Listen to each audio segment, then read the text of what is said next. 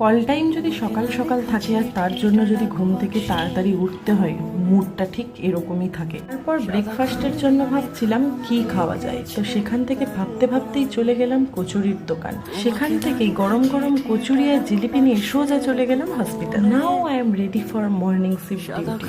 তো চলো এখন ভেতরে যাওয়া যাক। তারপর প্রতিদিনের মতো ক্যাপ মাস্ক নিয়ে নিলাম আর সেখান থেকে সোজা চলে গেলাম হ্যান্ড ওয়াশিং এরিয়াতে হ্যান্ড ওয়াশ করার জন্য। আর এটা ছিল আমাদের লাঞ্চ টাইম।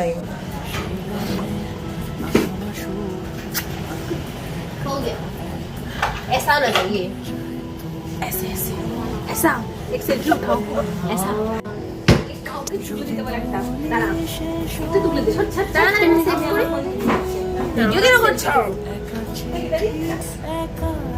আজ ছিল স্যাটারডে আর ওটিতে কোনো কেস ছিল না, তাই আমরা ওটির কিছু ইনস্ট্রুমেন্টস নিয়ে সোজা চলে গেলাম সিএসসি। আমার তো কোনো কাজ ছিল না, তাই বসে বসে